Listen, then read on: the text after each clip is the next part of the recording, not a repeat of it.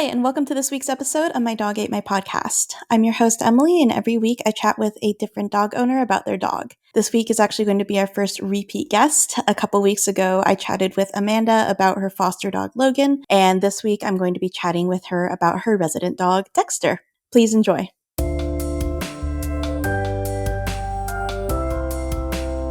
Hi, Dexter. Is Dexter on the desk that... Yes. Yeah.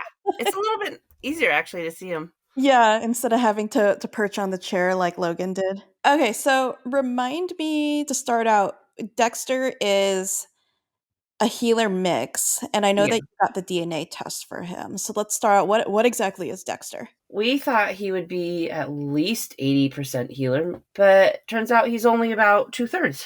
And what's the other 1/3? A bunch of random stuff from like 12 other breeds. Like literally nothing came up higher than 5%. Yeah, because he looks pretty standard healer. I mean, appearance-wise, what is different between him and like a purebred healer? Mostly just the ears, and he has a little bit longer legs. Mm-hmm. And he's from Saving Great Animals as He was our well. first foster, and so he became our first foster fail. Was he an immediate foster fail, or how quickly did you know that he was going to be a foster fail? We had an opening for a new dog after Rory passed, and so we just kind of thought we'd take it a little slow and foster so that we totally understood the dog. And if it wasn't a fit, then at least we could help a dog that needed it until they could find a home. Mm-hmm. And how long did you foster him before you realized he was going to be a foster fail? The fosters get first dibs on adopting, and we knew pretty much right away. He was a really good pup. You kind of knew going into it you were going to foster him, but you're probably just going to adopt him outright. Yeah. I had never had a puppy. He was like 8 or 9 weeks old. All my dogs have been 5 or 7 months old. So he was our first puppy, and I was definitely a little scared of that. Was he an easy or difficult puppy? It just took a little bit of learning on my end. Brad had already had a puppy when he had Aurora. For me, it was like, okay, they're not potty trained. Like 5 and 7 months old are almost ready to be, they're like practically potty trained, and they lost all of their baby teeth. So with Dexter, I just had to learn a little bit more observation, a little bit more. We brought in some baby crates for him and another foster that we had that was in his group. Yeah, it was just a learning curve. And what's the background that you know about Dexter when he came into the rescue? So he's from Texas, and they said there were 10 in his litter. Looking at the 10, it felt like 2 litters, like half and half, because some of them didn't have any healer markings at all. And usually there's at least the Bentley mark. Saving Great Animals got half of the litter of 10, and then another rescue got the other 5. And we ended up with 2 of them to start because one gal needed to make her space open for a newer set. And so we got one of his siblings for a short amount of time. And was it like the pregnant mom came into the rescue in Texas? Yeah, so she came in pregnant, and then they had her wean them before they shipped these guys out. There's a lot of healers and herding breeds in Texas that need homes. So the chances of them getting adopted are like almost none. So they transport from shelter to higher demand areas. Yeah, that makes sense. And then because he was such a young puppy, was he named Dexter when you got him? Did you get to name him at all? He came in as spots because he was the one that had the most like chunks of spots on his body. But that's kind of a pretty general name. So we wanted something that was a little more fitting, and we hemmed and hawed, and we came up with Dexter because we like punk, Dexter Holland. He's very dexterous. He was literally launching himself off of the couch at like 10 weeks, just like scary level of launching. Mm-hmm. Like puppies don't have all their growth plates and stuff matured to that level. And I'm like, oh my gosh, this guy's going to be debilitated. Yeah. But he just was a very energetic puppy. Again, he uses his paws a lot for things, and he's very vocal. So he lets us know exactly what he wants. Yeah. As you can see right now, because I have treats out. Where would you place Dexter in the like alignment chart in terms of ranging from like lawful good all the way to chaotic evil. Where is he in terms of that? I would say chaotic neutral, probably. He has a lot of energy, but he's just, he's not out to get anybody or anything. Maybe chaotic good, because he's a good boy, huh? He doesn't have negative or ill intent, but No. he's just kind of all over the place sometimes. Like right now. Yeah, you can see this interview is going completely different. than Dude. than Logan's. Oh, yeah. He seems like he has very like not selfish intent, but like he knows what he wants, and so he'll do what he needs to do to get that. Oh, very much so. Very much so. Yeah. He's like, where did you put the treats, Mom? Tell me about some of the stuff that he's gotten into. Oh my Because gosh. I know one being toothpaste or dog toothpaste, I guess I should say. So he has become our most expensive dog. You turn your eye for half a second on this guy and he's into something. He's the first dog that I've ever created. He got into some toothpaste when he was a younger dog. He was months old, but not quite a year. And it was a metal squeeze tube. And because he was so young, we took him into the ER. They did an x-ray and they found enough pieces to constitute going in for it. That was very expensive. So yeah, don't get the metal toothpaste for puppies. And it was like doggy, not like dog friendly flavors, right? Yeah, So it was yeah, like it was the meat or toothpaste. like peanut butter or something. Yeah, I think it was chicken flavored. It wasn't, yeah, it's not, the toothpaste wasn't bad for him itself. It was the metal The metal. pieces because he was so young. If he were to do that now, it wouldn't be as big of an issue because his innards could take it. And then more recently, within the last year, he decided that mouse poison might taste good. And so he had to go in and get, forced regurgitation for that. So those have been our two incidents. But yeah, we definitely crate them when we're not home for his own safety. Yeah. And he does well with it. He knows what to expect and they all get a little treat.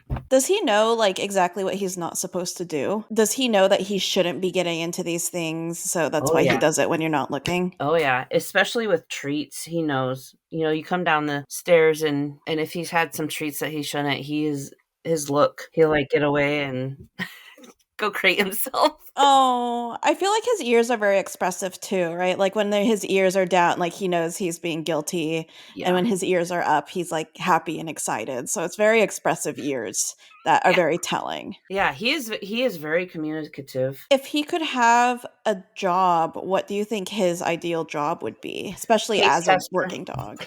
Taste tester? Taste tester. Almost anything that involves eating would be his job. He could work in dog food science. Everybody says, oh, they want to herd things. And, I think he's a deluded enough that herding is not his cup of tea. I mean, he likes chasing dogs around and he likes playing fetch and the normal dog things, but he loves to eat. If he had unlimited access to food, would he regulate himself or would he stuff himself? Brad and I have had that discussion, like, okay, because my first herding breeds, I just let them free feed. They were self-regulated. They were in really good shape. And this guy, I don't think he could handle it. And we thought, okay, would his intelligence overrun that after a while? Would he be like, okay, I'm stuffed. There's still food in the bowl. I don't need to do this every time. We don't know.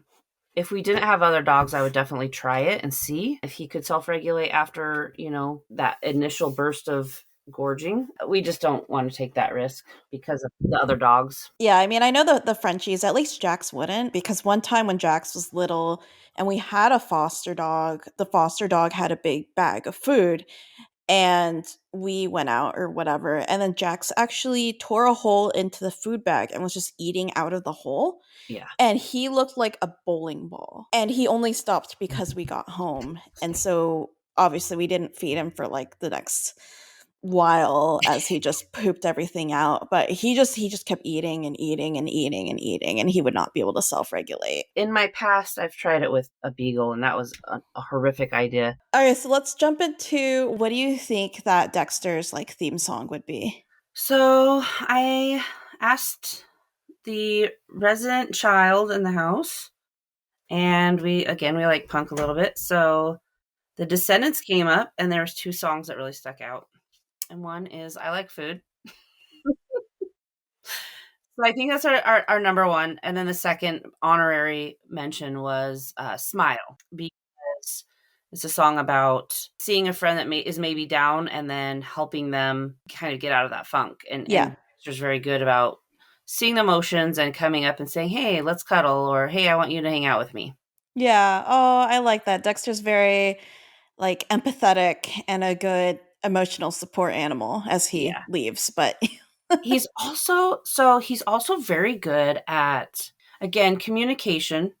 He's just so good. He just lets you know when he needs something, and that is so refreshing.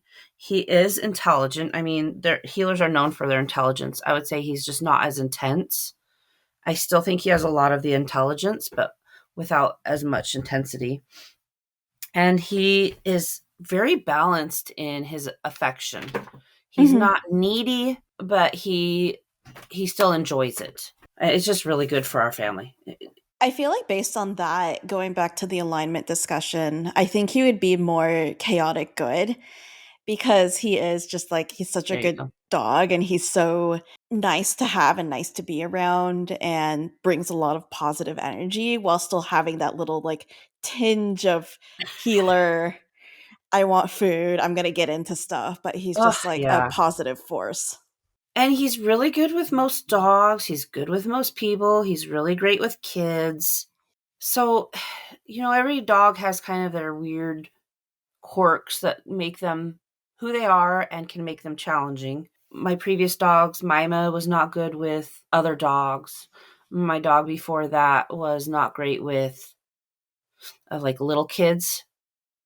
Dexter's just all around really good with everything. You can tell when he's done with things, but he's just very balanced as far as energy level, communication, and reading other dogs. He's really good at reading other dogs. He's good at communicating with other dogs. Yeah, that makes him a good like temperament test too for new fosters that you get because then it's an easy way to see like is this foster that maybe the rescue hasn't had a chance to work with? Is this foster good with dogs? How do they Yeah. get along? Like Dexter is a neutral, like I'm not going to pick a fight with you, but I will test how good you are with dogs so that way we can learn more about you and find you a good home. Yeah, absolutely. And he knows when to chill out a little. I mean, he didn't really show that today, but Oh, there's he's food pretty good involved. at knowing when to chill out and he knows when it's fun time. So it's yeah, he's just been a really good dog. We love our healers. I love herding breeds. They're my favorite. I started with a border collie mix, but the purebreds are so intense. So having a majority of those types of breeds is really fun to have, but just something that can calm them down a little Yeah, bit. something to take the edge off. So I think the last question that I wanted to ask that is something that I haven't asked anybody before, but especially with 3 dogs in your house, if you closed your eyes and all the dogs came up to you and like, said hi to you or whatever, what would tell you this is Dexter versus Ammo or Logan? Probably a combination of two things. Him getting kind of close to my face but not licking it. Mhm. And then when he's pawing at you, he's like, "Pet me, I'm here, let's hang out." So I would say those two things. So he's letting you know that he's there, but he's being reserved enough to not just be like in your face, like licking Yeah. your mouth, all that stuff. He does this adorable thing at bedtime because he'll kind of wake up and be like, "Okay, I want some affection." And he'll take his top half right here and he'll like put it against you. And then he's like, "Okay, pet me." Like he loves this right here. The neck scratches. Oh yeah, I Yeah, can so he'll kinda, tell. like, put his head up, and he'll be like, "Okay, scratch my neck now." Right in the crook of your neck. He's just like that's kind of his loving move. What But, a yeah, good we love our boy. diluted blue healers, Yeah.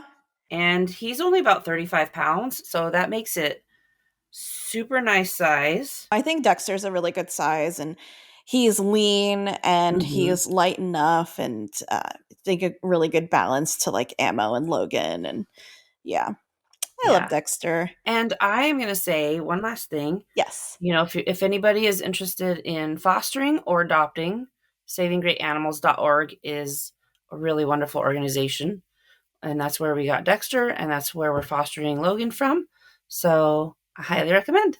Yes. And they have a good range of breeds and sizes and Oh, like everything. every dog that you could be looking for, which I think is great. Yep, yep. Yeah. Cool. Well, thank you. Yeah, thank you. Have a good one.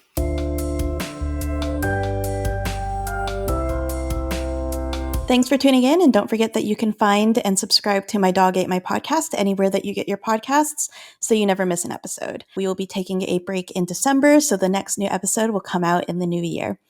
Thanks, and happy holidays.